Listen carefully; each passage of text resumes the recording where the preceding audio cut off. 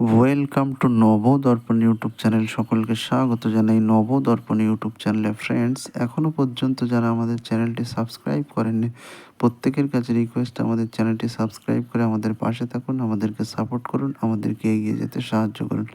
Friends, আজকে আলোচনা করব ভারতবর্ষ তথা পশ্চিমবঙ্গের অন্যতম সেরা কণ্ঠশিল্পী মান্না দের জীবনী। চলুন ভিডিওটা শুরু করি।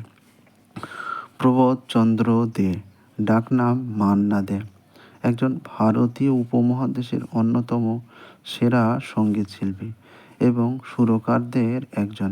হিন্দি, বাংলা, মারাঠি, গুজরাটি সহ প্রায় 24টি ভাষায় তিনি 60 বছরেরও অধিক সময় সঙ্গীত চর্চা করেছিলেন।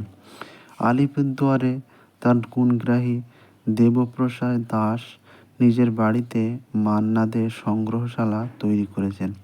বৈচিত্র্যের বিচারে তাকেই ভারতীয় গানের ভুবনে সর্বকালের অন্যতম সেরা গায়ক হিসাবে স্বীকার করে থাকেন অনেক বিশেষজ্ঞ সঙ্গীত বোদ্ধা।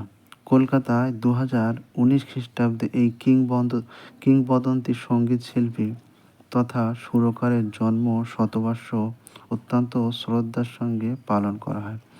কলকাতাতেই প্রায় 100 অনুষ্ঠানের আয়োজন করা হয়েছিল। উত্তর কলকাতায় তার বাসস্থানের কাছে মর্মর মূর্তি স্থাপন করা হয়। তিনি 1972 সালে ফিল্মফেয়ার পুরস্কার লাভ করেন। মান্না দে গায়ক হিসেবে ছিলেন আধুনিক বাংলা গানের জগতে সর্বস্তরের শ্রোতাদের কাছে ব্যাপকভাবে জনপ্রিয় ও সফল সঙ্গীত ব্যক্তিত্ব।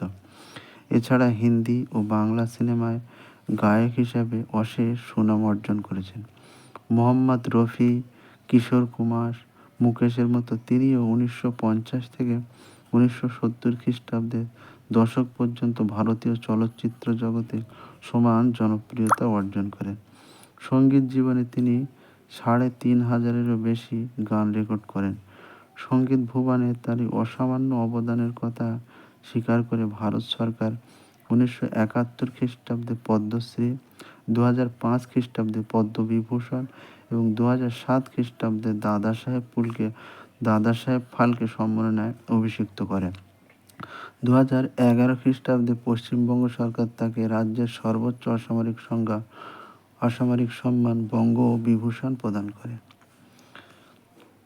বাবা পূর্ণচন্দ্র, মা মহামায়াদের সন্তান মান্না দে 1919 সালে জন্মগ্রহণ করেন।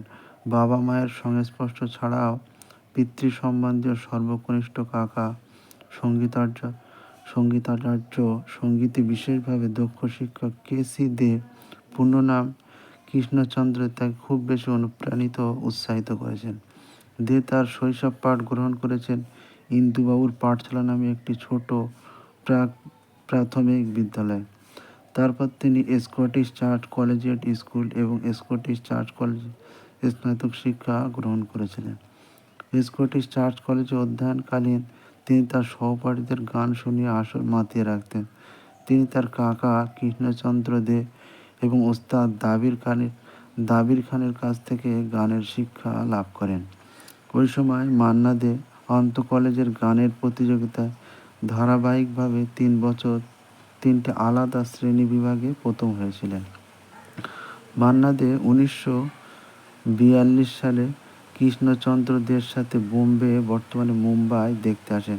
সেখানে শুরুতে তিনি কৃষ্ণচন্দ্র দের অধীনে সহকারী হিসাবে এবং তারপর শচীন দেব বর্মন, এস.ডি. বর্মনের অধীনে কাজ করেন।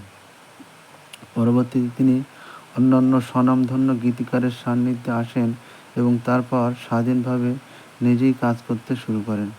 ওই সময় তিনি বিভিন্ন হিন্দি চলচ্চিত্রের জন্য সঙ্গীত পরিচালনার পাশাপাশি ওস্তাদ আমান আলী খান এবং ওস্তাদ আব্দুল রহমান খানের কাছ থেকে হিন্দুস্তানি শাস্ত্রীয় সঙ্গীত তালিম নেন।